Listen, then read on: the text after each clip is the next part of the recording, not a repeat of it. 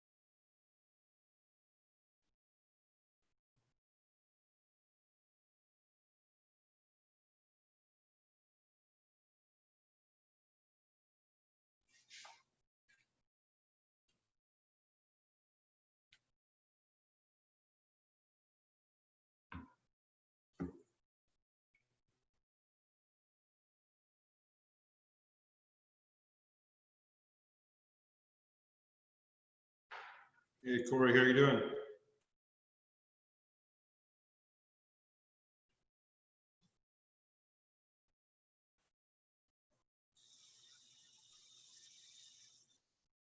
How's it going? Okay.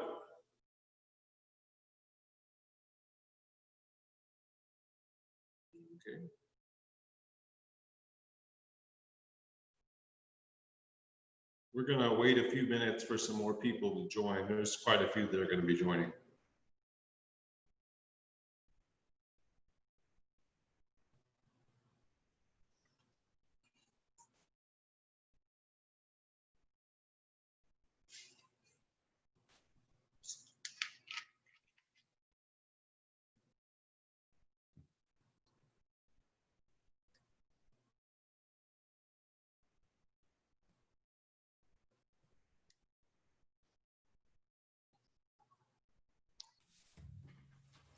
Hey, everybody. Hey, how's it going, Andrew? Hello. How are you? Good. Good. Hey, so we're going to wait just a few minutes here for everybody to be able to get on. If we start on time, a bunch of people will roll in 5 minutes in and miss it. So For sure. we'll give it just a few minutes here. Perfect. We have about 50 people registered. I expect about 20 or so will show up.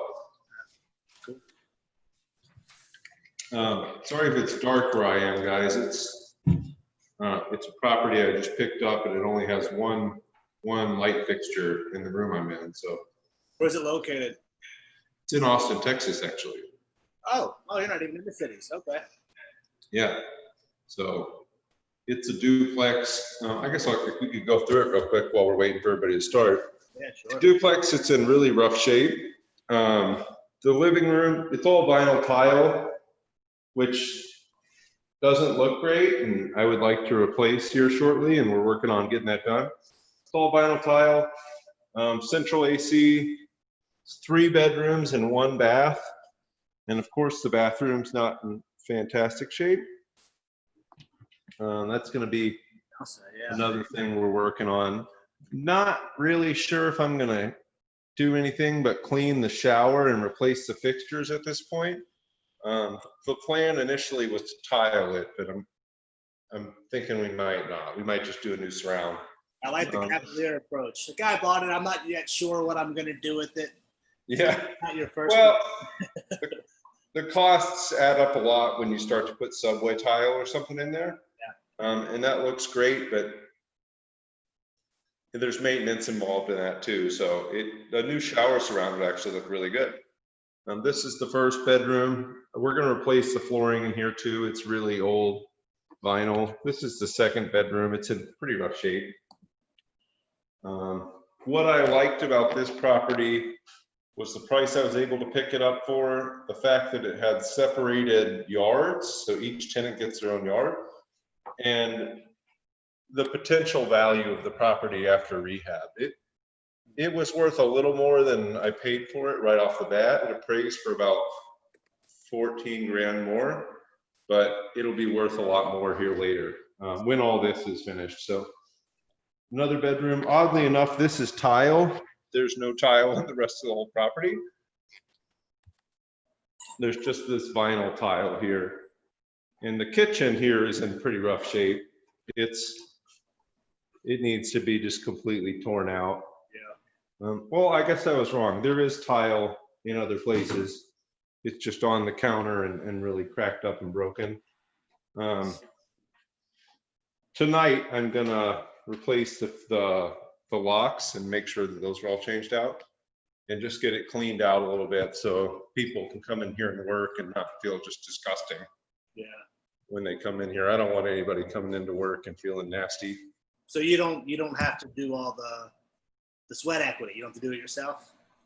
I'm going to do a little bit of it myself, but not anything beyond light fixtures, plugs, new light switches.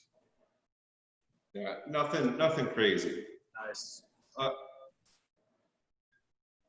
Really, I would say I could do the vinyl plank we're going to put down, but beyond that, I don't know how to hang cabinets. I don't know how to change out vanities or toilets. My girlfriend does, but I don't.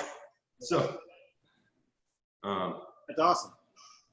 Looks Well, good. that there comes a point where you don't have to be the person tiling the floors.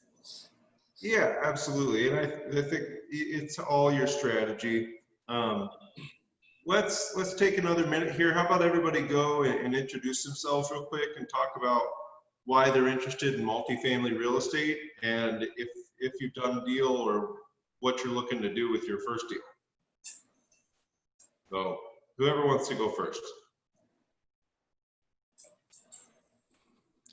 Ryan? I'll go. My name's Ryan. I just recently bought my first duplex with Jordan and Tim and his team. And just looking here, I've got a little ways on buying my second, but just wanted to kind of accumulate knowledge and just understand how to scale up the right way. Awesome. Tim? Well, I built up my portfolio really slowly, frankly, over the course of 15 years, but it really changed for me about 3 years ago now, roughly 2017, when I decided to let other, like work with other people, like bring in other people's money and partnerships and things like that.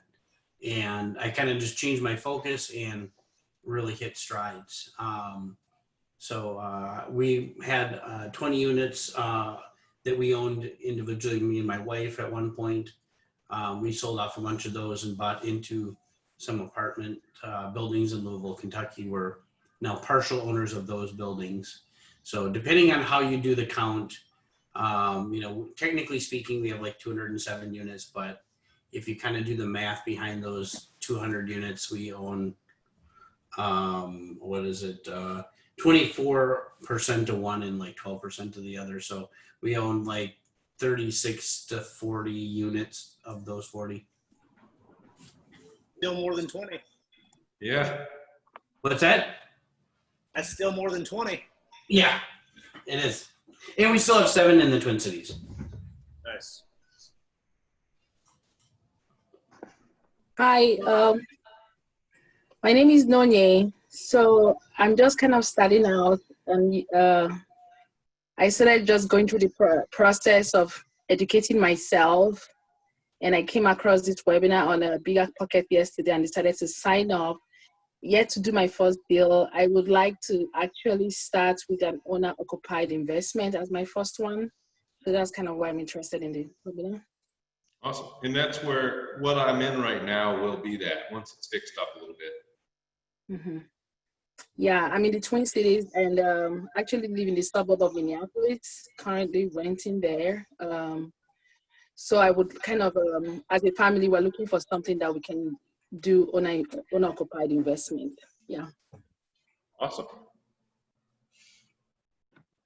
Hi, everyone. My name is Matt Bergstrom. I recently purchased my first duplex. My wife and I have a couple other single family homes too, but I'm really interested in what we're about to talk about here and potentially apartment buildings and just trying to gain some more knowledge and, as always, meet people. So excited for this. Awesome. Hi, Jordan and Tim. Actually, this is Lynn Anderson. Hey, Lynn. Hi. I've been doing fix and flips with my partner Mary for 2 years now. I can't believe it's been that long. But anyway, want to get into some passive income and want a house hack. So we're just starting that process of looking. I'm going to actually be looking at our first one tomorrow morning, walking through. Awesome. Hi guys, Corey I'm Brad. Hawkinson, and I sorry to cut you off, Brad. Go ahead. I'll go after you. All right. My name is Corey Hawkinson. I've got a small-time investor. I've got 2 condos and then a 4-unit property. So I'm just looking to expand when the time's right, and hopefully the time might be right now. We'll see. So if I can find something, I'd love to expand more. Cool. My name's Brad. I'm a newbie investor. Actually here out in California. I actually have one rental here, but I'm looking to invest out of state. Hopefully in small multifamily, like 2 to 4. And I was really interested in Austin, but I'm not sure if it'll be any different from prices here in California, given the growth. Yeah. I bought this one I'm in right here for $340, and it is 6 bedrooms, 2 3-bedroom units. So just some okay. That's actually reasonable. Yeah, pretty good.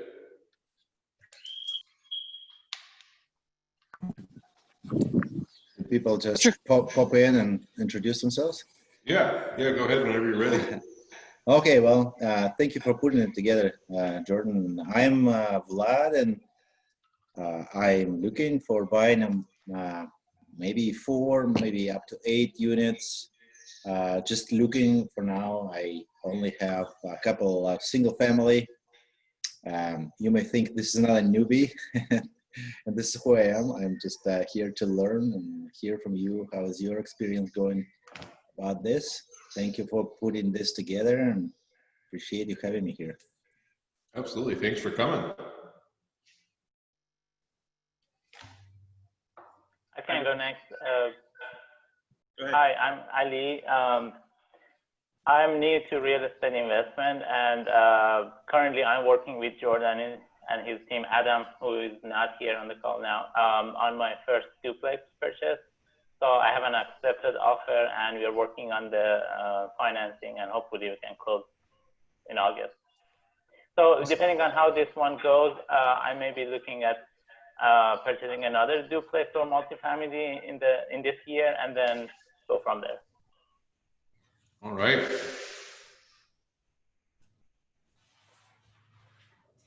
Hi, everybody. I'm Andrew. Hey, Andrew. I'm haven't yet bought my first property. I'm in the market right now for my first multifamily. Looking to hopefully expand beyond that pretty quickly. So interested to learn a bunch from everybody. Excited to meet folks. Glad to be here. Awesome. Yeah, glad to have you. Glad we can do this.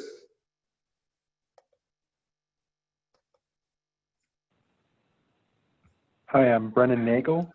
Hey, Brendan. I have 10 doors in north central Iowa, and then I'm house hacking here in St. Paul. And then just saw your thing, Jordan, so I figured I'd come on to see what's going on. Awesome.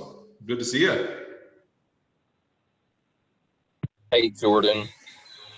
My name is James. Totally new to real estate investing, but been reading every book I can get my hands on and listening to every audiobook that I can find, and looking to get into the world of real estate investment. Thank you for putting this on, and look forward to learning from everybody here. Yeah, thanks for coming.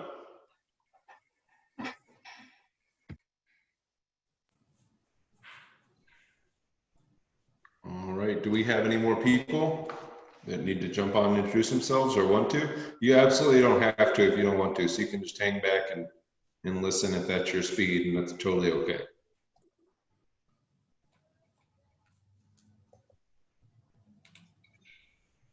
All right, let's get started here.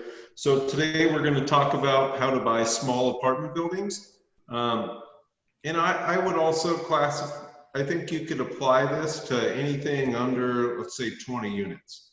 Whether it's 2 to 20 units, they're going to be pretty similar. The small apartment buildings we're going to be talking about today are mostly commercial real estate. So that is 5+ units. As Tim can attest to, the financing is a little different on properties like that.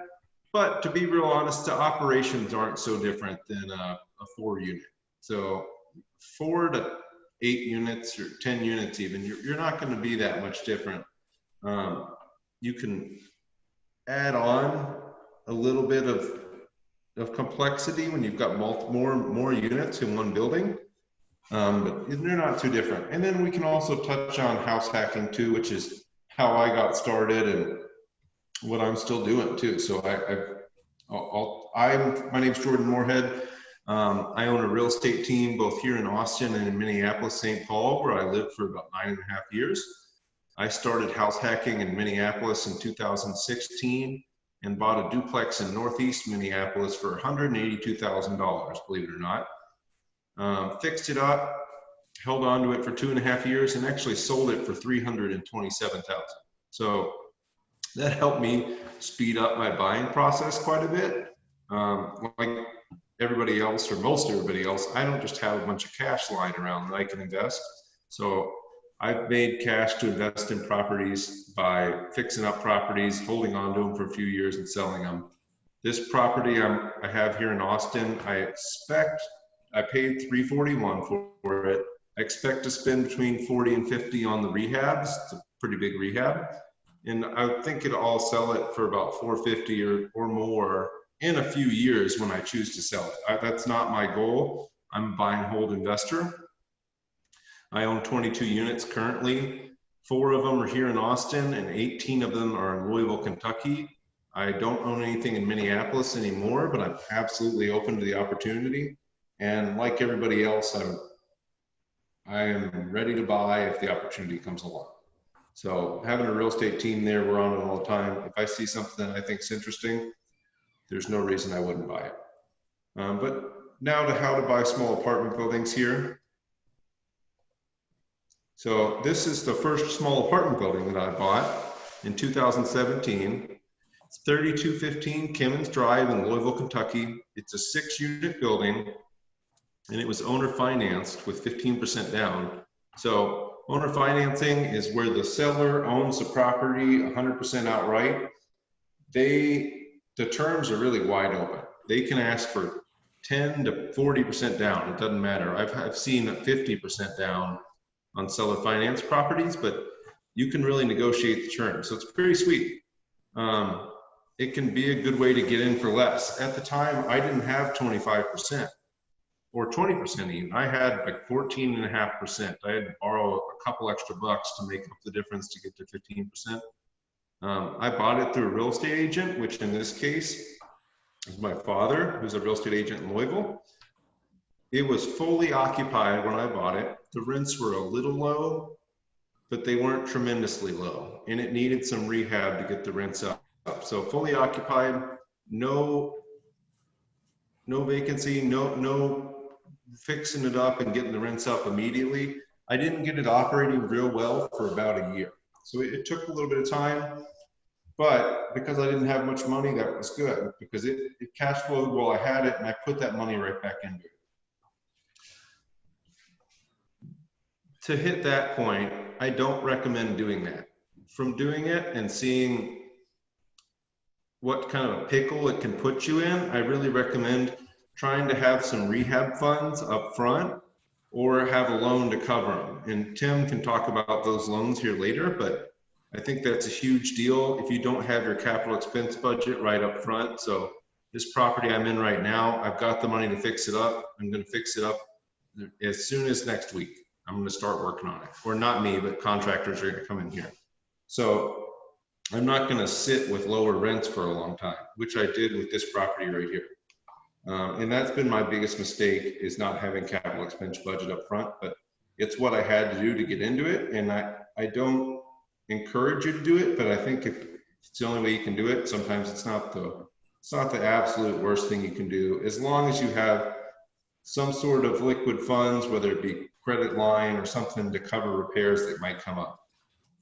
Yeah, you need some sort of a buffer for sure, right? Yeah, 100%. And Tim's going to talk a little bit about financing here in a bit, and just making sure that you've got your ducks in a row. But if you have no money when you go buy a pure rental property, you're in trouble. If you were to pick up a house and you only had, let's say, $500 to $1,000, and you were going to live in the house, that wouldn't be near as bad of a deal as picking up a rental property and only have $500. I would absolutely not encourage you to buy a rental property with no reserves or no liquid credit line. Maybe, I mean, shit, it can even be credit cards, excuse me. But having nothing is a really big risk. You need to have something. You need to have some sort of available credit, whether it be available credit from a family member or a friend or a credit card or a credit line or money in the bank. You need something. It's not so much of a risk when it's a house you're buying, because the lender's made sure that you're able to cover this house, cover the note, and with a little left over. And it's called debt to income, where they're not going to let you spend all of your money paying for the house. So I do recommend you have some reserves with any property, but it's not as big of a risk as having no reserve with a rental property. This property, 1953 Goldsmith, I bought it in 2018 with another property as a package. So initially, this property was the only one for sale. But my dad, being a good real estate agent and knowing I was looking to pick up other properties, just asked the other agent, say, hey, is there anything else he has he wants to sell? You know, my son's looking to buy property. This was actually taken, you can see the broken down fence. This was not when I bought it. This is after I bought it. Somebody ran into the fence. So I used the same agent on this one. This was the only property listed. The other was not. This one was fully occupied and actually in pretty decent shape. And to this day, it's the best shape of my sixplexes. The rents were a little low, but not crazy low. It looks pretty good. It has carports. It has big units, the 2-bedroom, 2-bath units. So they have 2 baths, bath for each bedroom.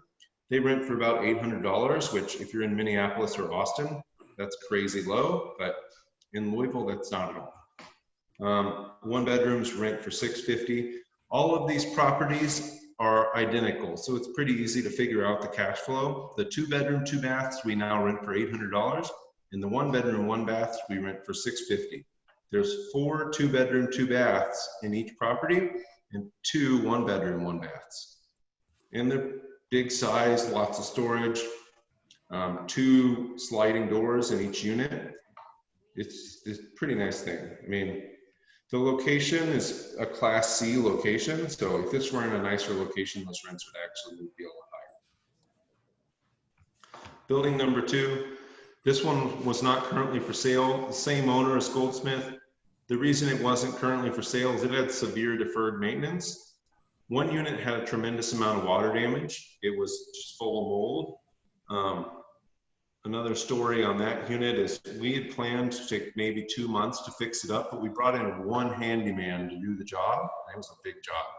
It took him something like 4 to 5 months to get it all done. So we thought we were saving money, but we actually lost a few months of rent. We should have just hired a contractor to do that. Because of the condition it was in, the units were pretty far under market, but we were able to negotiate the price down a little bit because of the condition in the rents. I purchased both buildings with commercial financing for 20% down. The purchase price for both buildings was $703,000. So with that commercial financing, I rolled in the first building that I bought with seller financing into it because the seller financing was only a 3-year term and it wasn't going to last forever. So I needed to refinance it sooner or later. I did it about a year, and he would rather me not have done that, but it worked for me. I got a lower interest rate, and I used some of that equity actually to buy these properties. And commercial financing will allow you to do that sometimes. I don't know if they are right now. How to find these properties. I've actually done all of this stuff.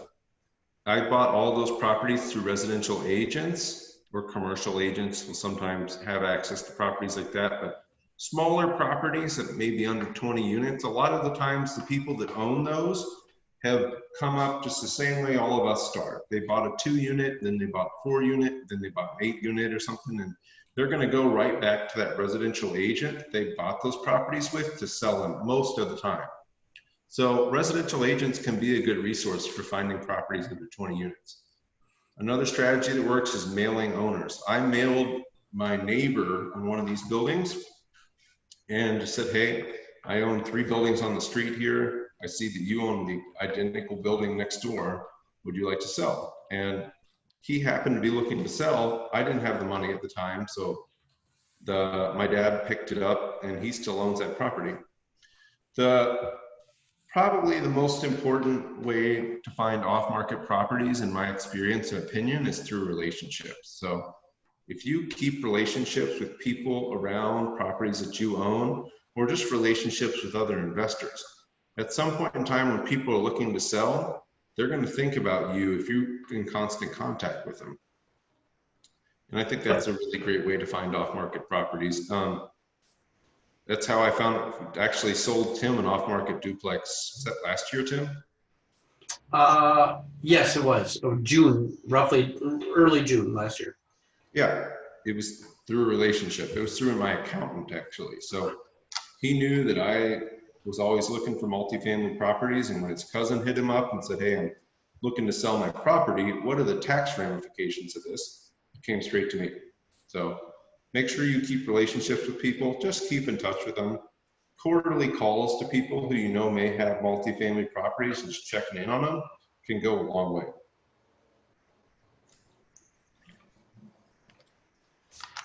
So how to finance. I'll talk about this for just a second and then I'll let Tim take over. He is a lender, I am not. He has a lot more experience with this than I do. So commercial financing, typically it's 20 to 25% down.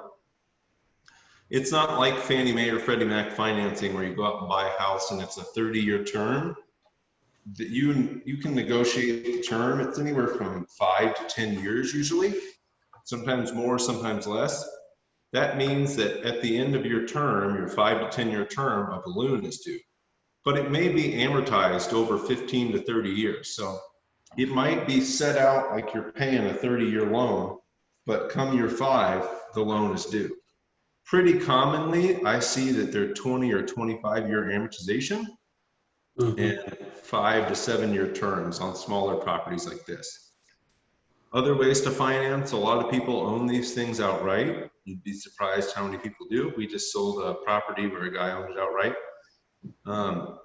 Seller financing, they're typically going to want at least 10% down because they need just some money to pay the agents, pay off whatever fees they've got there. So there's a sale cost, which is usually somewhere between 4 and 6%.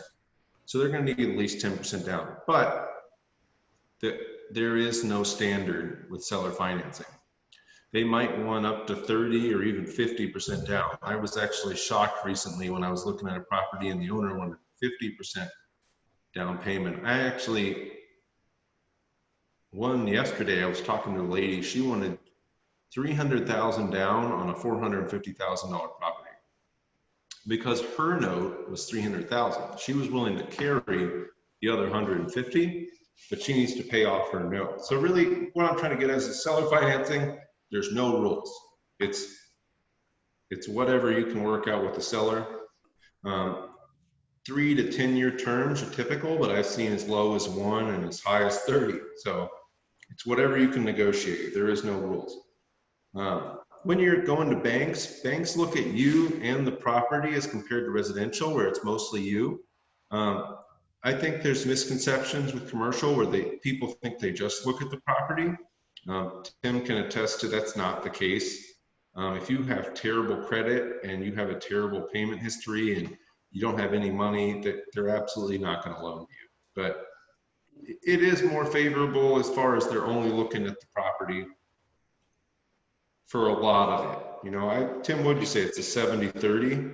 Yeah. So I think the big I think you're right on the misconception. The bigger the property, the less they look at you and the more they look at the property. The issue is most people who are breaking into this, they hear that they look at the property and they think they overvalue that. And they think that their personal finances don't matter. And the bank still wants you to have solid personal finances because they don't want you to need the rent from the property. Because if things go bad, then all of a sudden, if things go bad with the property or the economy, of course, right now being in coronavirus, this is the ultimate example. But if something like that happens and you need the income from the property to live off of, that's going to make them very nervous. And unless you have tons of experience, they're most likely going to not finance you. So you still have to have adequate financing to finance yourself outside of these properties. In most cases, right? There are no doubt there's times where you can get big enough where that's not the case, but I would say as a general rule for most earlier investors, you've got to be able to stand on your own, and then the property has to stand on its own, which is still more favorable, by the way, than how it'd be looked at in a residential situation. The way they analyzed, their version of debt to income is more forgiving than what would be used in a conventional, but it's just more forgiving. It's not like it goes away. Awesome. Thanks, Tim. Yep. So where would you find properties like this? Oh, can we go back to financing for a minute? I'm sorry, I thought I was just answering that one question, but I think there's a couple other small things to point out, like when it comes to this type of property or this type of financing, they're going to look at your experience, and some of these things won't be as available to you if you're new. But here's again where one of the things I learned up is if you truly want to scale and you're not ready on your own to scale, you should just bring on partners, right? And sometimes those partners, they might not bring the money. Maybe they say, look, I'll partner with you, but you bring the money, I'll bring the experience. And you can start getting different terms. You can start getting different deals. So there are situations where instead of you bringing 20 to 25% down, you might be able to bring 10% down. A seller might loan you 15%. They'll use that as their 25% down, and they'll still do the deal, right? When would they do that? They wouldn't do that for a first timer. You have to have owned multiple units like this for more than a year, right? Like how long, it depends on the bank and it depends on how much business you've done with them. But if you have, 2 years experience owning a 10-unit building and then you wanted to pull out something like that, that would probably work. If you have 5 years, it would work for sure, right? So, so how do you get into that? Well, maybe like you've got 5%, someone else has a lot of experience who has 5%, and maybe you partner with them and you give them a bigger cut. Or maybe you bring all 10%, so you only have to bring 10%, but you give them a cut because you're not bringing 20%. So there are lots of ways you can do it. That person who was saying that she wanted 300,000 down, there's a totally different way to do that deal. The other way you do that deal is you have her give you the loan for the 150, which becomes your down payment money. and then you finance the 300, and now you just meet her criteria, and you potentially got no money down. Most banks right now, they're very, like, I'm talking about like today during coronavirus, they're very skeptical to do no money out of your pocket, even so don't be surprised if you'd still have to bring 10%, but maybe you bring 10%, maybe you get maybe you bring 45,000, you get 150 from her, and you get a loan for whatever that is, 255,000. Awesome. Something like that. Yeah, so really there's lots of creativity with commercial lending. As part of the thing Tim's saying is, with residential lending, there's not as much. There's some involved, but with commercial lending, you can get pretty creative to get things done. It makes it a lot of fun. Yep. Where do you buy? Hypothetically, you can buy anywhere.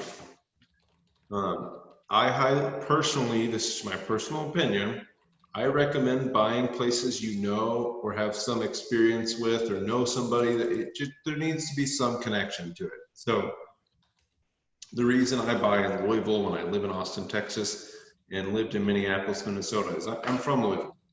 I lived in Louisville for 21 years. I know everything about it. My dad still lives here. He knows everything about it way more than I do. And it can just be, it can be favorable to know more about the market. I think that it helps a lot to have some connection to it. Again, hypothetically, you can buy absolutely anywhere. And that's a big thing when some markets are so high priced right now and things are tough to get done. So I recommend looking wherever you live, where's your family live, where do you want to move? You know, it doesn't have to be somewhere you currently live, or just, but we're kind of talking about small apartment buildings here. The type of stuff Tim's doing, that's a different league of what we're talking about here. Not all the rules apply. I think those are a little different because you can hire very professional property managers to help you with them. They're on site. It's just a different ball game. But with small apartment buildings, if you're buying a 6-unit, probably don't buy a 6-unit in a city you've never been to and don't know anything about, because there's a likely chance that the 6-unit that looks really good on paper is in a really bad area. You're going to have a lot of trouble getting the rent, and it's just going to be a bad deal. I see that happen to people all the time. I'm like, oh, I bought this property in Cleveland or Kansas City or Memphis, and oh yeah, it's this fully rehab property and it's really nice, and then 6 months later, oh, I've never got paid, the tenant trashed the place. It's just not a good idea. Small apartment buildings also are too small just to buy one in a market. So maybe you can't buy more than one right off the bat, but have a plan to grow your portfolio in that market so you can have more ties to it. You get better treatment from contractors, you get better treatment from your property manager. You matter more to people if you've got a few units. So just owning one, I wouldn't recommend it. That's a reason I sold this place to my dad that I couldn't buy. I was like, well, I want him to own one on the same street, because he's going to look out for his building and consequently, on accident, look out for my buildings. Yeah, I think it's fair to say if you only had one 6-unit building in a city, it doesn't justify the costs of travel there, let's say once per year or whatever, right? Because they're pretty hands off, but there are going to be reasons for you to be there every now and again. Or you know, and it doesn't justify it if you don't have a certain amount of numbers. That's why I do like bigger deals if it's in a city you've never been to, or if you've got friends and family, like you said, or you went to college in the city and so you have infrastructure in a particular place. I think that's different. But if you've never been there, I agree with Jordan completely. Try to find a deal with where you're at first. Yeah, or within an hour of where you live. You know, let's take Minneapolis, St. Paul, or Austin for examples. Minneapolis, St. Paul, St. Cloud is like an hour and a half away. It can have much lower price buildings, and you know the numbers can work on it. Austin, Killeen, Texas, where Fort Hood is, and Killeen's 45 minutes away. San Antonio's about an hour away. Both have much cheaper properties than Austin does. So you might be able to get into something and within an hour where you live. Don't just immediately look 8 hours away. You want to be able to fly to it pretty easily. In my opinion, you want to be able to go at least twice a year. You can go once a year. I've done that, but just going and checking on all the units at least once a year is important, and being able to go there twice a year and just check on the condition of the properties and make sure that your assets being taken care of is a big deal. So getting a property under contract, in my opinion and my professional experience, it takes between 3 and 6 months to identify a property. I bought this one down here in Austin pretty quickly, but I've been a realtor in Texas for a while, and I watch the market every day. So I was able to pull up the MLS and say, oh, that's a good deal, and come over here. It was 8 minutes from my house. It had been on the market for 45 days. It still had 2 offers as soon as I put my offer in. So I had to make my offer competitive. But it's going to take you between 2 and 5 offers to get a property. So don't get discouraged if your first offer doesn't get accepted, or your second, or your third, or your fourth. You know, eventually you'll get something. The most offers I've seen anybody make is, I think, 7 or 8. Okay, I'm gonna mute someone. 1 second, guys. Tim, was that you? Oh, it was Tim. I think it was I muted mine because my daughter was making noise, so. Oh, no worries. Yeah, so it takes between 2 and 5 offers typically. It can take more. The most I've ever put in is 6 or 7. I've seen clients put in 7, but it's not going to take forever. You know, it's going to take 3 to 6 months. It's going to take 2 to 5 offers. The cost, the initial upfront cost, are you're going to need 1% earnest money typically. That's typical, but going more can help. You're going to need between $700 and $900 for inspections, depending how much you do. So on this property I'm in right now, I did a sewer inspection, which I always recommend doing. I did just a normal inspection. And here in Texas, termites are a problem. So I did a termite inspection. You're going to need roughly 3% for closing costs, but there's ways to get the seller to cover all of that, and sometimes a little more. I have a couple chat questions. Is 1% specific to commercial? No, that's residential 1% is pretty typical. Again, earnest money is kind of a negotiable thing, so you can ask for them to accept as little or as much as you want. You know, you could say, hey, I'm willing to put down $500 earnest money. They're probably not going to take it. You also can say, hey, I'm willing to put down 30 grand, which is 10%. It's really whatever you negotiate. You either need a proof of funds or pre-approval letter from a bank or a lender like Tim. For commercial, it's different. Most lenders will want you to have an LLC. In residential, it's almost exactly different. They will not want you to have an LLC. They're going to want it to be in your name so they can tie you to it. Commercial, they want an LLC so they can protect the property if anything would happen, and they lend to the LLC. Most lenders will also require an arrangement with a third-party property management company. Again, this is my personal experience. Every lender might not do that. I think this is all what you're showing here is all true. Just for the record, because I hear people, when you get into bigger properties, these numbers get a lot bigger. The inspections are, you know, $3,000 to $4,000. The appraisals are similar. We've had to put anywhere from $12,000 to $35,000 non-refundable money down as lender deposits to get loans. So just as an aside, you're very specific to small multifamily. Yeah, exactly. And if you get, I don't really know where the breaking point is, but I'm going to guess it's somewhere around 50 units. Mm-hmm. Some markets, your earnest money might be non-refundable after a certain period of time, and much, much bigger than 1%. Absolutely.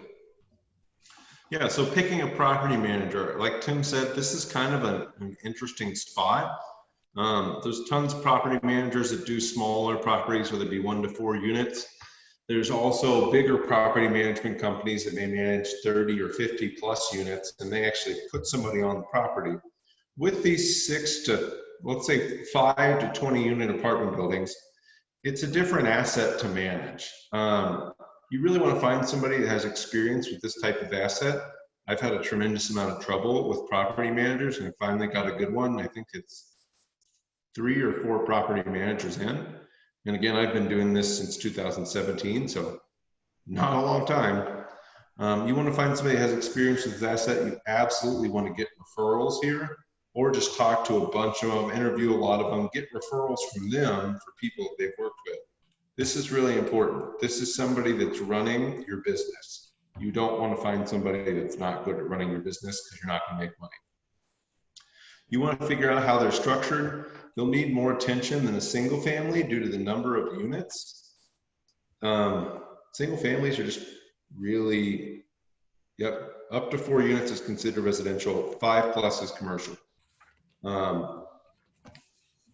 Single families don't require a lot of attention because the tenants are responsible for most of the property. They're really easy to manage. Multifamily gets more difficult to manage. Duplexes are not very hard. Tim could attest to that. He owns a bunch of them.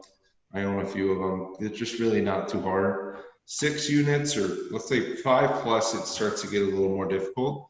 So you want a good manager that's experienced with 5 plus units. The low percentage. So you typically, residential property managers, and probably still up to 10 to 20 units, they charge 10%. Just because you find one that will charge you 6 or 7 or 8% doesn't mean that they're going to save you a bunch of money. That just means their monthly fee is lower. That doesn't mean that their repair costs are going to be lower. And I learned that the hard way. I paid a guy 8%. His repair costs were out of this world. And it cost me so much money. And you really want to look into, hey, how do you handle repairs? Do you have an in-house repair crew? You know, what's their hourly rate? How does all that work? Because if you're finding a property manager that, like Renters Warehouse is a good example of this. And I like the guys at Renters Warehouse, they're nice guys, but they have a really low monthly rate and they charge a fair amount for repairs. So make sure that you're getting somebody that understands how to manage costs, which is why I love my property manager currently. He's great at managing costs. So due diligence, this is really important. Number 1, never ever trust the broker's numbers. Don't trust somebody like me whose job is to sell you the property, being the listing broker or the listing agent, to tell you what the property can make. Even if you run into the most honest person ever, they have an interest in selling that property. So it's in their best interest to make the property look good. Maybe they're not going to lie, but maybe they're going to try to finagle the numbers to make it look good. So this property that I bought in Louisville, this is one of the units. The broker said, oh, you can get $900 for each 2-bedroom. And for the 1-bedrooms, you can get $750. You probably could if you just made them the nicest units ever and put granite in there, stainless steel countertops and stainless steel appliances and new white shaker cabinets, and did the kind of rehab I'm going to do on this place, but it really wouldn't be worth the money. So don't trust the broker's numbers, figure out your own numbers and make it work from there. You want to look at current rents in the area. Comparable properties in the area does matter for small commercial property. So Rentometer, Zillow, Craigslist, Facebook, and then tour apartments in the area if possible. It can really give you an idea of what the place could rent for and what you need to do to get that rent. That's an important part. You need to figure out, hey, the rents are low right now, but what are the places that are similar to mine, similar size, getting in rent, and what kind of finishes do they have? So compare the finishes of what high rent apartments are getting to what it would cost to get the same result from your unit. And always assume property taxes are going to go up. They're probably going to go up. You bought the property for more than that seller paid for it. So it's more than likely property taxes will go up. It's not always Yep, Andrew, send me an email after and I can get you that. It's not always the case. This property I'm in right now, I bought it for less than the tax assessed value. So you better believe I'm going to go straight to the tax assessor and say, hey, I paid less than this. You need to drop the taxes. It's not worth that. But just in general, assume property taxes are going to go up. And over time, they do go up. So I know that I may be able to get these down now, but here in 5 years, they might be right back up where they were. So I need to put that in my numbers, that the taxes are going up. So more due diligence here. You want to verify the ages of all mechanicals, the condition of the plumbing, the windows, doors, electrical, roof, etc. Really look at the big systems is what I'm getting at. This is another lesson I learned the hard way. All of these apartments that I own in Louisville have individual HVAC units, which means they have an individual furnace and air conditioner set up for each unit. And those were anywhere from 5 to 50 years old. So some were working well, some were not. I bought the property without having a budget to replace a lot of these. If I were to do that again, I would have replaced all those right off the bat, all the older ones. You really want to look at when were the units last updated. Jordan, do you pay the utilities on that, or is it separately metered to them? Oh, these are all separately metered. So that's something you want to look at too. This is part of your due diligence is, hey, who pays utilities? In most cases, they'll be separately metered, but you don't want to get surprised come closing day and they're not. Yeah, another question here.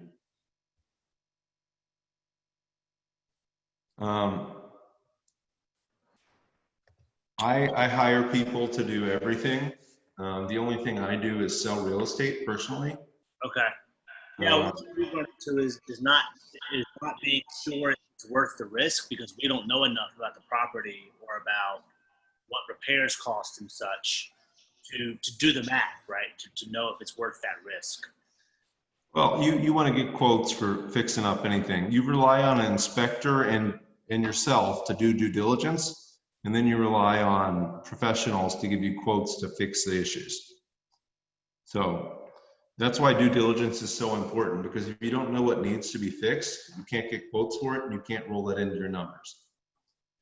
So that's kind of the next line. What will it cost to make everything nice? This is the potential tenant's first impression, the outside landscaping, and really the common areas and that kind of stuff. That's the first thing I do, is make everything look nice coming into the place and outside of the place. You want to get quotes, you don't want to guess. You want to finalize your financing during your due diligence period. You don't want it to change a week before closing. So you can lock interest rates, you can make sure everything's put together. You want to, during your due diligence period or your inspection period, if you may, you want to request and audit all leases. Make sure people are actually paying what they say they are. So you can get all the leases, it takes a little bit of time to go through them. Make sure you know what the terms of the lease are and what the people are paying. It's worth the time investment. You want to request utility bills, the owner's tax returns, and all maintenance records they have.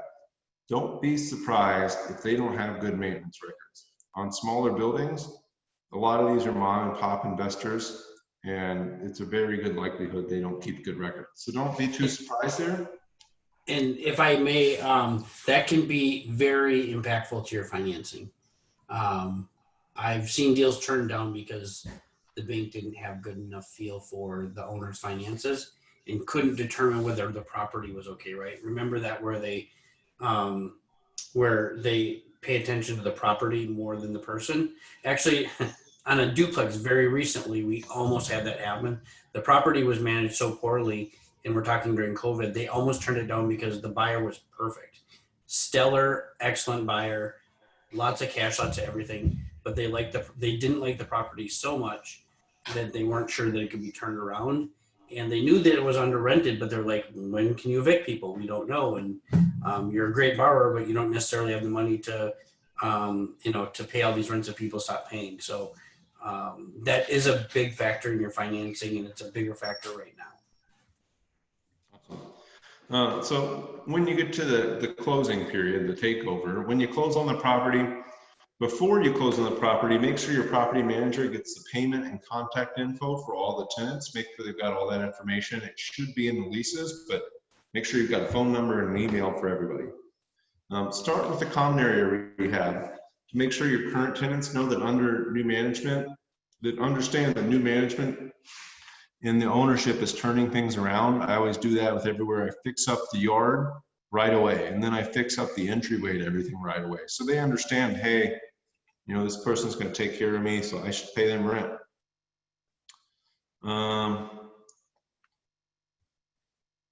Fix any issues in the tenants' units. There's sometimes a pretty long list, but you should have known that from your due diligence and just get in right away and start fixing stuff. Again, you want to keep tenants happy if they're there, especially in larger buildings. You don't want the whole building to go vacant month one, because you're not going to be able to carry that very comfortably. Start to rehab vacant units and plan turnover on units that will be coming up for renewal or moving out. So start to figure out that stuff right away as soon as you close. And if you have vacant units, immediately start rehabbing them after you've done the common area and the landscaping, which shouldn't take too long in most buildings. But jump on those vacant units right away so you can rent out a nice new unit to somebody. They pull up, they see a property that's well maintained, they come in, it's well maintained. It's pretty easy to work with. In my experience, unless you do the capital expense all up front, you're probably not going to make much money in the first year or so. So if you have a budget set aside to fix everything and to take care of any big capital expense repairs in the first couple months, the first year is going to be just an issue after an issue after an issue. And it takes a while for you to raise rents, reduce the expenses, and rehab the buildings. The operations and physical conditions of the building need to be turned around.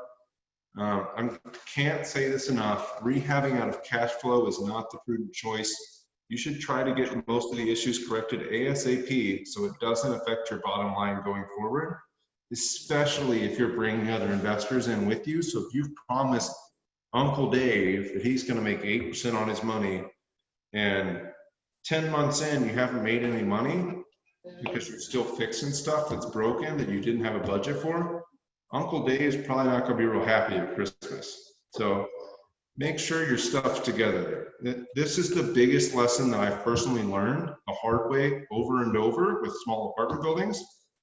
Do not try to rehab out of cash flow unless you absolutely have to.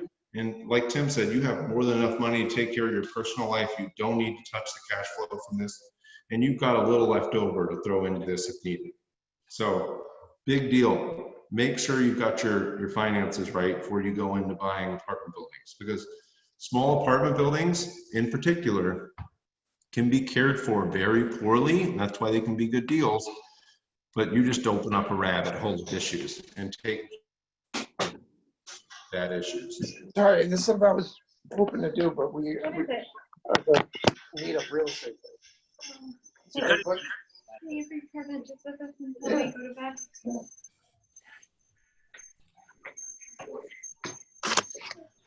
Are you all done? Can you say all done? Hey, Jordan, you can mute that. Yeah, I'm looking for it. So something I'll add to that, something we learned is one of the things that everyone always talks about when looking at why they would want to do a small apartment building like this is scale, right? And scale goes both ways. If you if you can create efficiencies over 10 units, that's great, right? It's awesome. But if you budget, let's say, to rehab units, and you budget to rehab units, and your budget is $15,000, but the actual number should have been $18,000. On a duplex, you made a $6,000 mistake, but on a 10plex, you made a $30,000 mistake. So scale goes both ways, and your mistakes are multiplied more in these. They're amplified. So I just want to caution people that there is some level of scale can hurt you too. And that's not to scare you off. It's just to caution you and let you know that it's something you have to be looking for. Yeah. So We have 200 units, and if you make $1,000 mistake, it's a $200,000 mistake, and that's easy to do, you know. So just for the record. And there are some growing pains in this stuff, so just make sure you're well capitalized at all times. It's just way easier to get by, especially in a time right now where things are very uncertain. If you're not well capitalized, probably don't do it. So Brad says, do you keep existing tenants when buying multifamily? It just all depends. If they're paying close to market rents, or I can raise the rents close to market on them, absolutely I'll keep them. Of those 18 units I have, I would say 10 or 12 have been in there since before I owned the property. But there's really no reason to kick somebody out. Sorry, I have a contractor coming to meet me right now. There's no reason to kick somebody out if you can get the rent up. Even if you have to do a little work to their unit, you're already going to do it anyway. So I look at it that way. I've replaced carpet, paint, appliances, all for people while they're in there, because to get the rent up there, I'm going to do that anyway. I got to hurry up here, guys. I have a contractor coming right now. So regardless of having a property manager, you need to check on them bi-yearly. You need to keep everything in great shape so your revenue stays high and your tenants stay happy. Regardless of your strategy, you are always in better shape if the property is a month or two out from sale ready. So if it's in good shape, it's always better. Issues do arise. Wait a day or two to respond to any sensitive emails that don't warrant an immediate response. So if something's not broken, your tenant's just going wild, it's best just to wait on that. So sale here. What are you gonna do with the proceeds? Are you gonna take the capital gains? Are you gonna do 1031, have a plan before you even get close to selling? Walk the buildings and make sure everything's in good shape. Make it look in great shape when you get ready to sell. I know as an agent that absolutely needs to happen. You wanna have professional pictures taken, even when it's a bigger building. You still have to market the building, and nice buildings sell for higher prices. Even if the rent's great, it's gonna attract more buyers. You want to have all your financials and rent rolls together for the broker and agent. The more information you can provide, the easier it will be for someone to make the decision to buy. Again, your buyers here are investors, and they want to see that these things look great. All right, Tim, you want to take over here? I've got a contractor coming right now, actually. Yeah, you know, I think I probably would want to facilitate just a question and answer, because I think you kind of hit all the high points. There are certainly things financing wise that can be done. So the cool thing about these loans is because they're commercial and bank loans, you can usually include rehab funds as part of it. And that gives you the ability to leverage it. So like Jordan was talking about, like if you bought a 10-plex, let's say, and they needed new AC units and they needed new furnaces at the same time. You know, you could be talking about $5,500 to $6,000 pretty easily per unit. It could even be more, but I think that's a number you could achieve if you're doing 10. Again, there's a scale there that you can use. So that's 60 grand. If that's 60 grand out of pocket, that hurts quite a bit. But if you can finance 75 or 80% of that 60 grand, it becomes a lot more palatable. And then you don't have to worry about doing $6,000 or maybe more, because you're not buying them all at one time as they come up. So rehab funds can be extremely critical to some of the success of these properties, and doing it all upfront and keeping your ongoing costs down, and even keeping your I don't want to call them surprise expenses, but limiting the surprises that you're going to get because the property is in better condition after you bought it. We can also, we can also talk a little bit about your strategy wanting to buy an owner-occupied duplex too, if you'd like. That wasn't really the intention of this call, but we want to definitely want to cover that if that's something you're interested in. Jordan and I are firm believers that is the best way to get started. And I know that we've talked to several people on this call, or, you know, that are even on this. And we constantly, I mean, I wish I would have bought an owner-occupied duplex when I did mine. I did not do that, by the way. So you can make it if you don't, but it becomes infinitely harder. because the down payments become massive when you are not living in the property. And so there's huge benefits to having a small down payment and a very low interest rate. And you only get that if you do owner occupied. Yeah, I would love to talk about it. We're renting and so my husband is kind of saying, okay, if we're going to buy, we should buy something that is owner occupied. And we're a family of 4. And so I used to live in Minneapolis before, then moved to the suburbs because of school for my kid. So now I'm thinking, okay, if we're going to buy, we should buy something around where we are staying and that is owner occupied, maybe duplex or how to house hack. But our preference is to kind of have something that is separated from the tenants, so that way it's easier to manage than having like it be a house and then somebody's occupying the basement and maybe we're occupying the top floor. Yeah, and that's really not sustainable long term. I mean, you can cut your living expenses down for a couple years by doing that, but you're not going to do that, for years and years, right? As your family grows, your children grow, stuff like that, you're going to want your own space. So I agree. I think duplex is definitely the way to go. It's you have to have some patience. I know there's a couple of people on here this call that have recently bought duplexes. I can see the names of a couple of them, and they all had to have patience. They did not get the first property they went for, you'll find you're going to get outbid, stuff like that. But that doesn't mean it's not a good plan. It probably I don't know that it necessarily means it is a good plan, but it certainly doesn't mean it's not. So having that in mind, also that's kind of why we have a timeline of 6 months to 9 months, realistic timeline, knowing fully well that the market around this area is competitive and it might take a while to find the kind of thing we're looking for. Yeah. So I would highly recommend. Oh, sorry. Oh, go ahead, man. Go ahead, please. I'm in the St. Paul market, so I highly recommend walking your neighborhoods.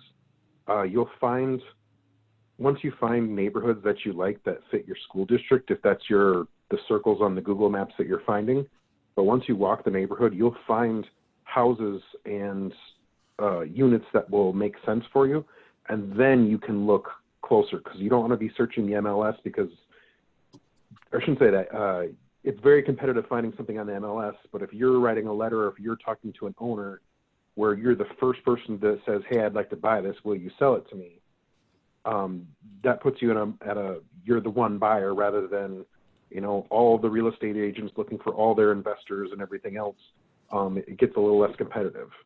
I found a lot of success doing, we found a non-conforming duplex, basically a single family home with a mother-in-law suite, and because I was able to get conventional financing or residential financing for it, it made sense, and it has enough separation for us. Now, I guess with the family, I do agree that would be a little different, but you got to be a little more open-minded, because there's 5 people on this call that would, if there was a good cash flowing duplex in the right neighborhood of the right area, you already there's 3 offers on it already, because there's 5 people on this phone call that would be in the market for it. Okay. So maybe finding something that's going to be a little less, being more creative and more open-minded to find something a little less competitive, or something with a little work you can make to be the asset that you want. Okay. Yeah, and going off of something that Brendan said is that it's also, you have to be a little more open-minded, but you also have to understand that, this does not have to be your forever home. The guidelines to owner occupy and get the financing and do it ethically is just to live in it for 1 year. So that doesn't mean you only live in it in 1 year, but you certainly could. So it doesn't have to be your forever home. If you buy it and you find out a year down the road that you just can't live next to the tenants, well, number one, you're the landlord, you can non-renew them, right? Because there are great people to live next to. Or number two, you can move and do it again, right? So there are ways, and so I don't think it's something you should discount completely, but I definitely wouldn't focus on the downside. I'd focus on the upsides because the upsides are pretty tremendous. Okay, thank you. I'll do that. Tim, I do have some questions. Sure. I have most of my portfolios in small town Iowa, so when we talk about $300,000 duplexes, I don't think my whole portfolio adds up to about 300,000 yet when it comes to my rental properties. But I've at about 10 doors. I'm looking to grow in the future, and I've been small enough where like an LLC didn't make sense because the protections weren't there. But at what point do I get to the point where, all right, I need the LLC, I need the, I want to put property management in place. I've been able to self-manage with things, but I want to get that part of it more streamlined, more automated. Yeah, so a couple of questions are right because there's a difference. You don't have to have an LLC to be self-managed, or I mean, to have a property manager, or vice versa. But I think if I'm hearing your questions correctly, I guess first of all, I think that there, I'm not an attorney, and an attorney might answer this differently. So from my my experience, if you will, as a non-attorney, I think that for the LLC, you're definitely going to, once you get to your point, because you're now looking at commercial financing. You actually have enough properties that you no longer qualify to buy more under residential financing anyway. And most of those lenders will want you to have an LLC. So it's going to become a natural transition that you're just going to do because there's no downside. The downside to having an LLC normally is it prevents you from getting traditional financing or makes it very difficult.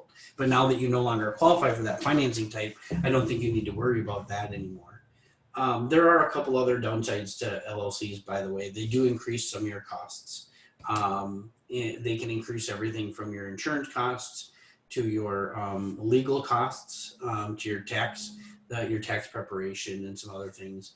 But they create some upsides too, because like with an LLC, at least under current tax laws, again, being a non-tax professional, there are some benefits you can take advantage of. So pros and cons for sure. But I think you're at the point right now at 10 properties where it becomes like a natural no-brainer. Prior to that, I think that what I usually advise people is the people who are thinking about this, I say, focus your energy on finding good deals first, and it'll start to take care of itself. I think you've done that. You're now at that point. I think you should do it now. I don't know about how much it costs in Iowa, but in Minnesota, it costs like $175 to create your LLC. It is pretty simple. I think that it makes sense to have a conversation with an accountant as you do it. There's one little checkbox when you get not when you get your LLC, but when you go to the IRS and you get your EIN number, there is an election you need to do, and it's confusing. You'd almost think like by their directions, you'd think you should check it the opposite way, but the way you actually need to check it to group your properties together, it's called a grouping election. That's very important to how much you'll pay in tax in the future and what your write-offs can be. Again, being a non-tax professional, but just doing this a lot, you know that. So a quick phone call to a CPA about grouping elections when you do it would be all you need. As far as the property manager goes, my wife and I didn't, because like you mentioned, the small properties, they don't break, small properties, probably smaller rents, I'm guessing, in Iowa and with these values. But my wife and I, when we had 10 properties, it was more than 10 units, but we had 10 properties, we were bringing in like gross rents of like $33,000 a month, right? And if you take the property management fees off, and then you figure that they're going to get a month's rent when they re-rent it for you, it still made sense for us to self-manage for quite a while. But we manage with 2 people, not 1. If you're doing this on your own, I think you will cost yourself money by not getting a property manager, because you'll be able to expand with a property manager and you won't otherwise, and the money is in the expansion. But if you do have a partner that you can teach to do some of it, I think you can do more units. I think you can get up to at least 20, about 10 a person, and still hold on. And still hold on to day job. What's that? I appreciate the thought. I do. My partner is retired now, so he has more time. But my goal is to get both of us out of the management side, at least for the harder stuff. The easier stuff he can handle, but I'd rather there be something where he can be the first phone call to fix something if he wants to fix it, but not have him be the day-to-day. Like someone else can take that phone call. So that's a difference in philosophy too. Okay, so I'll tell you how my wife and I do it. We don't fix anything ever. I shouldn't say ever. My wife will go. It is possible my wife could do a very minor repair if she has the time. But for the most part, what we do is we find retired handymen to do our repairs for us. And we have great relationships with a couple of them. And I think you just have three, right? And the reason why you have three is because, someone might be busy or not, whatever, right? But you get three, and then your partner doesn't need to do the work. He just needs to manage the calls. But managing the calls can save you a lot of money. So what happens is that what my wife and I do is we set up a text chain with my wife, myself, and all of the tenants from each unit on it.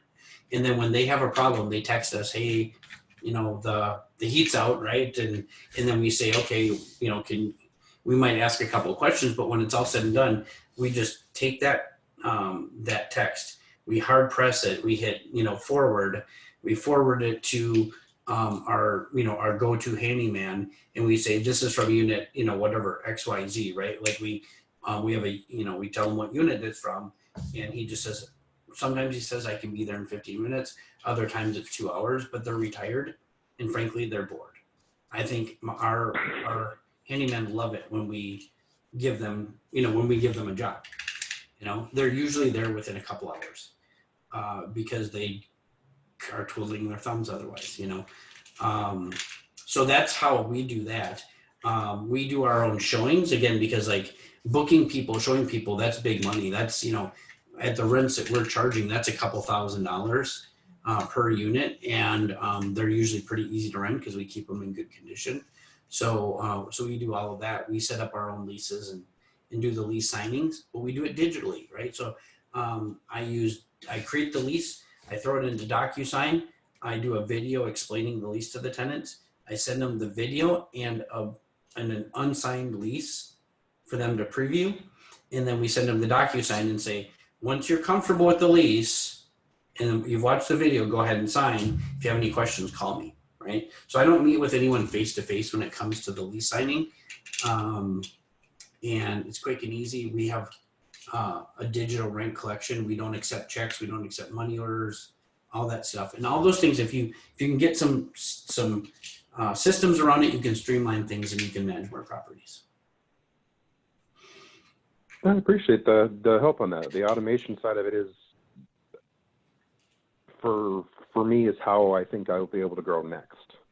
Yeah, and I mean, in the end, I'm not against property managers. I just feel like, there'll be a time where it makes sense to you, and maybe that is now.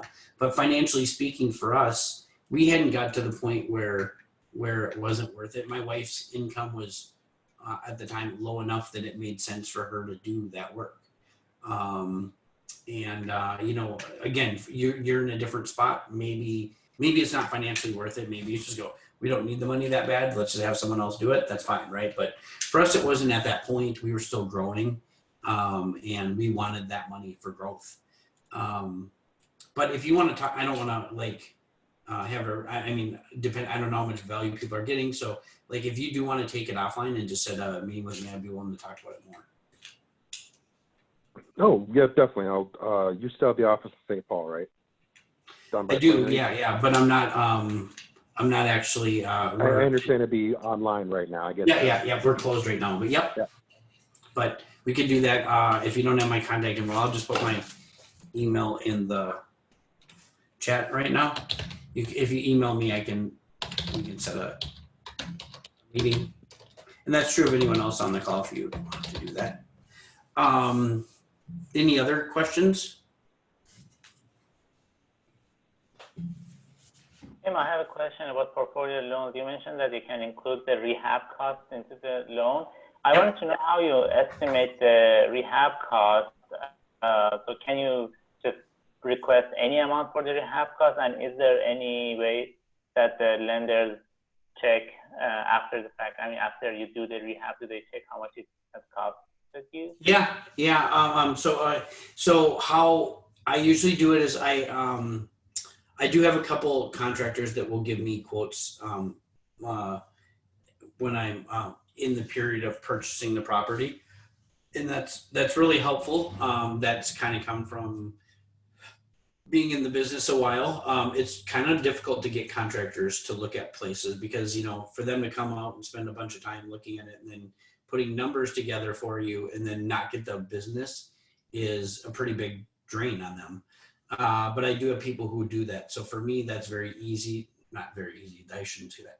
Still not easy, but I have people I can call.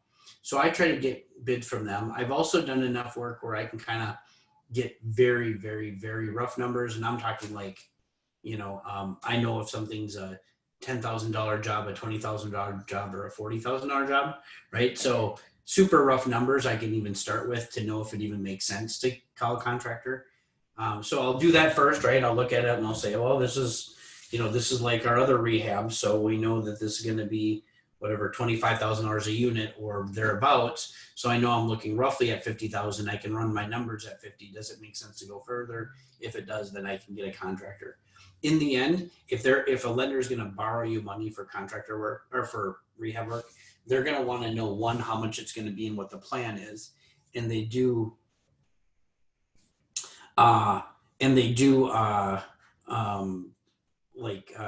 so they do require that a contractor fills that out and that it's detailed enough that they know it's going to be done. And then they take that scope of work of what you're going to be doing and they send that along with the appraiser and they find out what's the future value going to be after the work is done. So you're buying a duplex for $300,000, you're putting $50,000 into it.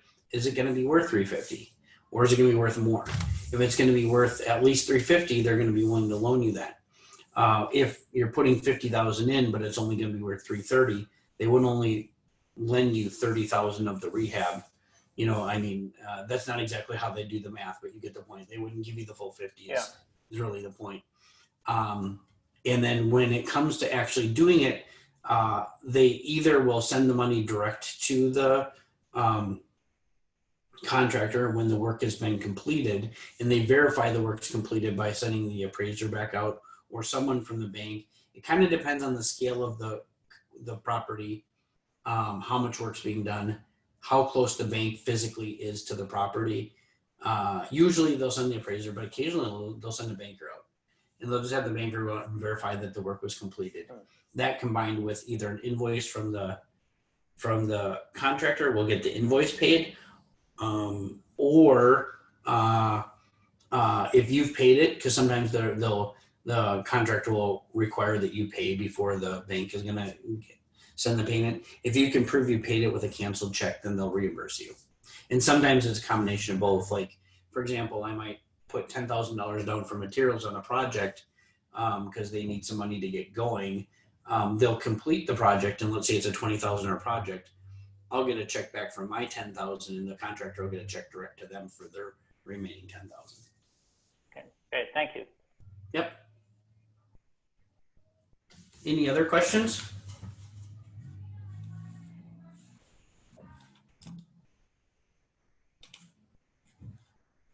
Anyone else anything else anyone wants to talk about? Maybe not a question, but like, you know, I saw someone in here, D, it says for automation, I like using Google Forms for the application, Hello Sign for the lease signing, and Cozy for rent collection. Just curious about that. I know, so you use Google Forms to collect the application for them to like for pre-screening, or do you use it for screening for actual background checks and stuff like that? Yeah, hey, so I use it just for, I guess it's basically pre-screening. So we have an application that asks for their rental history and job information, that kind of thing. And then for the screening, for the actual background check, we use rentprep.com, but there's a bunch of them. So yeah, so kind of those two together then. Tell me a little bit more about the pre-screen. What are your experiences with it? Does it, is it good for weeding people out, or what do you use it for exactly? I guess I'm just kind of curious.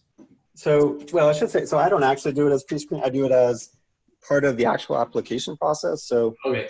So after they've already seen the property and they want to apply, it's our actual application, but it's okay. So it's not the background check, but it's the actual application. Okay. Well, pre-screening actually may save you time, because if you don't accept tenants that do not qualify for certain reason, for example, you don't get tenants who had felonies before. If you ask and they say, I had a felony, you save a lot of time.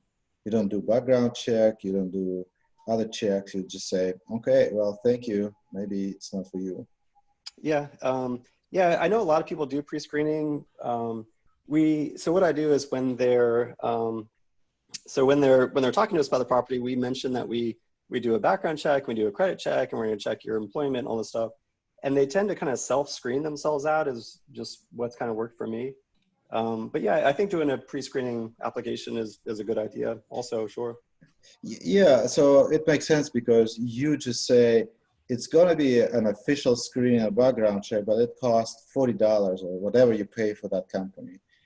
And it will save you this money if you just say, if you know that you're going to pass. So this is what you're going to be asked, and this is what I'm going to be looking at. And, if you just self-screen yourself, it will save us time and money. Yeah, sure, yeah. Do you guys do one-off showings, or do you do like a form of group showings? So personally, I've done both. The current thing is I tend to do showings scheduled about 15 minutes apart, so we can just kind of do, a bunch of them kind of about the same time. Yep. But yeah, I've kind of done it both ways. Yep.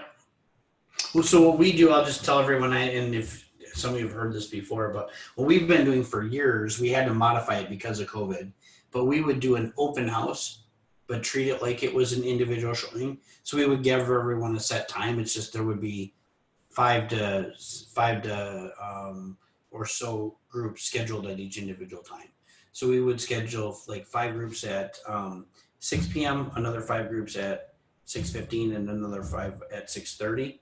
And that would be and then we would shut the open house down at 7, for example. And so we would do that because you get a fair amount of people who don't show up, right? They stiff you, or they just whatever, they stand you up, I guess. And by having people like that, some people show up late and some people show up early. But if you give them a set time, at least they think that it's for them. If they think, hey, this landlord just got the property open from 6 to 7, they show up whenever they want, and it might be 7:05. So we kind of determine that when you give them an exact time, that we just say we have a time slot for you. We don't say you're the only person or anything else. It's just like, I've got a time slot available for you at 6 o'clock or 6:15. Which would you prefer? And they tell us. And if they say if they said 5:45, depending on my situation and how many people I have, I might just say, no, I'm sorry, I can't make that time. We try to really keep it tight, because we want our tenants to not have too long of a window.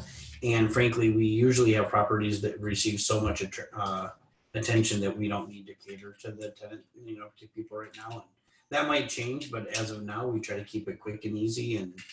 And we find that the more we have set parameters, the people who respect those parameters tend to be the people we want to rent to anyway.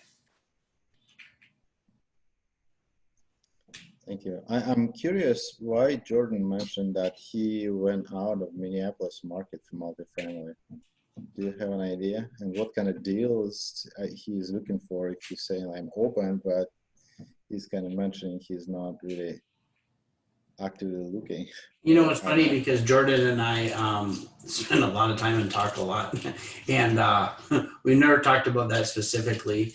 But if I was going to guess, I mean, his multifamily purchases, he did those on his own, and he, like he kind of mentioned, he wouldn't have had the down payment to buy anything in Minneapolis, right? So I suspect that that was part of it in that particular case. Although he has not told me that. That's me, reading into it. But he's kind of alluded like he didn't have, you know what I mean? He didn't have the full, even 15 exactly when he bought that. So I think that has a lot to do with it. And he already had contacts in those other markets.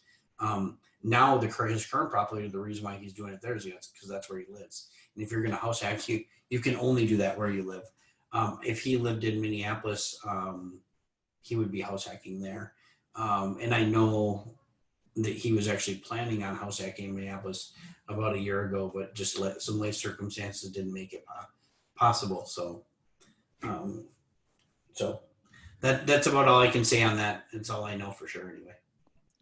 It definitely feels like this market's pretty hot. It's difficult. I think everyone's house hacking now, so it's a little more competitive, which is probably true of any decent city in the country. Yeah, but it's led to some really good, I mean, there are positive attributes when markets are hot. One of them is if they're hot and they still cash flow, guess what? You get in the train and it goes and you make money. But secondarily, it also gives profit incentive for people to sell. And so what happened was when prices were low, properties in good areas just didn't sell. But once they started to increase, people started to go, you mean I can get that if I sold? Okay, well, now I'm interested. So some really cool properties are on the market now that never would have been in 2012. That's good insight. Yeah, that's very interesting. At the same time, if you look at just a market and whatever is on sale, it could be different from whatever you buy via references or directly from people. Yeah. So whatever I look at the MLS, it feels like it's just not going to cash flow. I don't know, maybe I don't know how to look, but I just look at the house, whatever is on sale, like fourplex, for example. There are many fourplexes in St. Paul, and I'm looking at St. Paul because I live in St. Paul. And most of them, you look at them, it's a negative cash flow. Especially if you put 10% for management, that's definitely negative. So I'm thinking like, how it's going to sell? Who's going to make it work? Yeah. How many units are you talking? Like you're talking fourplexes or sixplexes or what? Well, yeah, I'm looking at, I don't see a ton of houses more than, larger than fourplexes. Fourplexes are more common. Okay. One of the things I can say to that, because, well, first of all, you're right. There's a lot of them that don't. So, like, I totally would agree and acknowledge that. But I also, what I commonly see, I'm a loan officer by trade. So, and I help a lot of people do house hacks specifically, but other investors as well. And what I commonly see a lot of people doing is they want to be conservative so that they're not getting into a bad deal. And I say conservative is better than optimistic, but what you really need to be is accurate, right? And so the problem is they're being conservative everywhere. Every cost is conservative and their income is conservative. And they just conservative their way right out of a deal, right? So I'm not saying that's what you're doing, but I am saying even the good deals, you need to be sharp on your pencil. You need to figure ways to get as accurate as possible in order to even get a deal right now. And again, there are quite a few that are just bad deals. So I'm not saying that they're all over the place, but I do see people every single month. I help probably 7 people buy properties, and I don't do deep dives on their numbers, but I do some sort of a dive on them. And I feel like there are deals every single month on the MLS, but they're not usually obvious deals. And what I mean by that is the current rents probably don't justify the rents, but the future rents that there will be with a minor bit of rehab and or just raising the rents to market all of a sudden do justify it. And so I would encourage you to kind of go back, even on properties that have sold, and re-look at them in the terms of if I was able to get this up to market rents, would it have cash flowed? And then what would have taken it to get up to market rents, meaning like what sort of rehab would need? And you might find that there's a couple others. Jordan's really good at finding opportunities and deals. And So- that's, go ahead. For example, the one I'm standing in right now, the MLS list price was $345. The rents were $900 per unit. So that doesn't even cover the mortgage. The mortgage is $2,500. Obviously, the rents are going to have to be a lot higher than that for this to be a good deal. But I knew for the area, I can get $1,800 to $2,000 for a 3-bedroom if I fix it up. So I'm just gonna, I knew what money I needed to put into it roughly to fix it up by having professionals come out and look at it, which I have another professional here right now giving me a second bid to make sure I'm doing it right. And he's on Thursday night, and we're gonna get this job done. So you really have to look at how can this be a good deal. I think that's really important. Tim's right, their numbers don't work a lot of the times as is.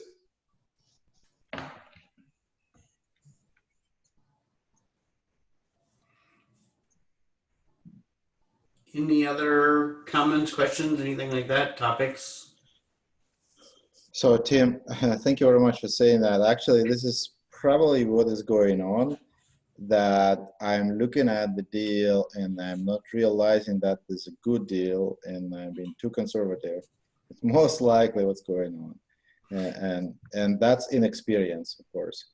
So, and I probably need to, shoot you an email, maybe give you some examples. Maybe you can help me identify what I'm looking for. The other thing is, if you're looking for buying a deal in Minneapolis, St. Paul area, are you looking for a cash flow a certain amount, like more than 10%, or you're looking at something like more than 6%? What is the kind of the target that you need to be aiming to be, to be fair and to be kind of not too greedy, but at the same time not getting into trouble? Yeah, I wish Jordan wouldn't have walked away on that one because he'd be good at answering this. So I haven't bought a property since September of last year. But when I did my criteria, and these are for duplexes, but I'd have the exact same criteria for single family, and it would definitely be different for bigger properties, right? So this is not the 10-unit building, which, by the way, I haven't really been in that market. I've been really small or a lot bigger. But what my criteria for that, I keep it really simple, because we do self-manage and we go in and we rehab our properties when we buy them. So we have very little CapEx. Our CapEx numbers are small. I can tell you, I know for sure that my per unit maintenance costs are $35 a unit per month. And what I mean is, a duplex would be 70, a single family would be 35. I know that because that's been true for several years in a row. But that's because our properties are pretty much fixed up. So the little things we do have are very, very minor. And that's an average over the course of the year, by the way, not in any given one month. We might have $700, but then the average across the year or whatever, or cost a couple of years. So, so what I do is I just take the gross rents, I subtract the mortgage, subtract the utilities that I have to pay, and I want a minimum of $1,000 after that. If I have that number, then I'm interested in the property, and if I don't, I'm not. That's how I start. And then from there, I might go further into more due diligence. But I found once I started going to that model, I started finding more deals, and most of them were not $1,000. Most of them were $1,200 to $1,400 a property. Again, I did not subtract off any CapEx. I did not subtract off maintenance or any of that. But I'm confident that if I did subtract those numbers, they would still be good deals. Tim, you do water, sewer, garbage, right? Yep. Okay, got it. Yeah, and I'm not saying that's how everyone should do it, but if you're going to analyze properties, you need to be able to analyze them quick and figure out whether you're interested, right? And so that might be Maybe that's a good rule of thumb. Now, remember, these are not house hacks. These are properties that I'm putting 20% down on. But I'm putting 20% down on a 25-year amortization. So I have to expect a little less cash flow than if it was a 30-year amortization, stuff like that. So a little different, but that's how I do it. And that tells me whether I should start being interested. Another thing, Vlad, that is different about my investing right now than what it would have been years ago, because I did this differently. I was much more of a cash on cash investor, but that's because it was my cash. And now I have partners and stuff like that. So it's not all my cash. So I'm not as concerned about cash on cash. I'm more concerned about actual cash. Yeah, thank you, Jim. So you say 1,000 per unit, and you take Not 1,000 per unit, 1,000 per building. Sorry. 1,000 per building. Not per building. Not per unit. So you're looking for getting 12,000 per building, and no matter how many units in there, or are you talking about fourplex? I'm only talking single family or duplex when I run that math. Oh, okay. Yeah, sorry, I did say that before I started that, but yes, that's, yeah. Okay, so you're pretty much looking for like 500 per unit? Yeah, pretty much, but actually I'd still have the same 1,000 on a single family or I wouldn't do it, which is why I don't normally do single families, but I did find, I have done 2 in my career because they met that criteria. Yeah, that makes sense. Thank you. It's not very common though. They were just kind of oddballs. Like one of them was an 8-bedroom single family house near the U of M that brought in $3,800 a month in rent, and I bought it for $3,250, fully done with all repairs, perfectly brand new. So you're looking like that before you repair that, like when you buy it, or you are looking for that after you repair? It's after it's a stabilized property. So I would not have those rents day one. That's after repair, after getting maximum rent, that kind of thing. Okay, thank you. Yeah. I think it's fair to say that you won't find that on MLS if you're talking about current rents. Super, super rare that you would find that. If you're talking current rents. Okay, yeah.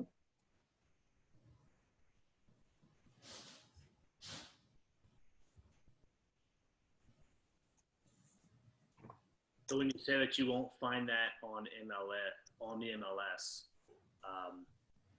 does that mean it's really important to go out and find your own deals? No, I mean if you're looking at the current rents on MLS, the numbers won't add up to.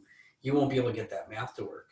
But if you look at the rents as they will be after you've done your work, then it could be. So the as-is properties. And that might even be true of non-MLS. I was just saying, like, you're not going to look at the numbers on the MLS and it's not going to just pop $1,000 a month, right? It's going to be more like, oh, well, right now it looks like it's $300 a month, but each unit is $250 less than it should be after remodel. If I do this, this, and this, I should be able to get these rents because here's what the other units in the area are renting for. Do you have a recommended resource for if we're looking to learn what investments or what renovations make sense? So where should we spend that money? Carpet, whatever. I think it's a little market specific. So it does, for me, I would say it's experience for sure. But part of it is looking at your competition, right? Shop your competition at least online and figure out what they're offering and see if those offerings come to high rents or low rents, right? And what a typical renter for that area might want is as amenities, right? For us, a big one is I always say that I don't want my tenants have to have standards too, right? I don't want tenants who don't have standards. So one of the standards I want my tenants to have is on-site laundry, and even more preferably in-unit laundry. So they won't rent a place that doesn't have on-site laundry, for example. They wouldn't even consider going to it, and they really strongly prefer on-site laundry. So because I have that idea that I want tenants who would demand that, I have to buy properties that either have that or I can put it in. And it's probably close to accurate to say 40% of my properties, I've had to put that in. It might be 50%, I'm not sure, but that gives you a pretty nice rent bump. yeah, it puts you in a whole nother category, really. Nice. Because anyone who's willing to go to a laundromat to do laundry in this day and age has low standards and is expecting low rent, right? I mean, yeah, it makes a big difference. And we do some other things too, but that is the minimum criteria. I have actually bent a little bit on my last two purchases. One of my other criteria that I take and hold pretty strong is central AC. But our last two properties haven't had central AC. So there was just too much profit in them to walk away from them. They were good deals in today's market, right? I mean, again, but they were better than just the bare minimum that I just told you. They're more like $1,400, $1,500 a month type properties with lots of equity after rehab. So the fact that they didn't have AC was, you got to be flexible, right? In all of your investing, I don't really feel like you should have a one plan. I think you should have a main plan. But if you're not willing to be flexible, every couple of years, you're going to need to change your plan a little bit. And I think it's important to realize that. And if you come across a good deal and you can determine it's a good deal, but it doesn't meet your main plan, you should still be interested. Because that's the whole point, right? Awesome.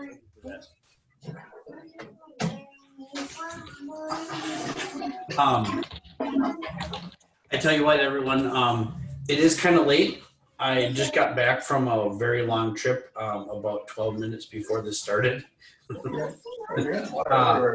think I need to go chill with the family a little bit and stuff, but I am 100% open. I mean, I think everyone knows. I know Lynn knows. I know a couple but if you're interested and you want to just talk about any of this stuff, I mean, I do financing for a living, but I'm still willing to help people with this, even outside of that too. So if you want to talk through it, I'd be happy to schedule some time. Thank you, Tim. That's been very generous of you answering all these questions. Yeah. We thought you're staying on the seashore right now, and you're saying you're coming from we just got back from a trip from northern Minnesota, and we pulled in 12 minutes before this thing started. So I was a little tired when we started. So I'm glad Jordan started it off, and I gave me a little chance to kind of get into it. But yeah, I appreciate it. Like I said, just hit me up on email, which is in the chat, and we'll go ahead and set something up, and if not, we'll have more of these for sure. Yeah. Where are you staying right now, Tim? I'm in White Bear Lake. White Bear Lake. Oh, okay. This is in my office. I'm at home right now. The south of Minneapolis. Well, what you see behind me is I've been told by someone else that is Hawaii, but I don't actually know that. I just was told that. See, here's my room that I'm in. You can see the golf clubs and my vacuum in the background. And that's a nice office. Yeah. All right, sounds good. Thank you very much. It was awesome session. Take it easy. Yeah, no problem. Take it easy. Hit me up if you want to talk more. Thanks, Tim. You bet. Bye. Bye. Bye.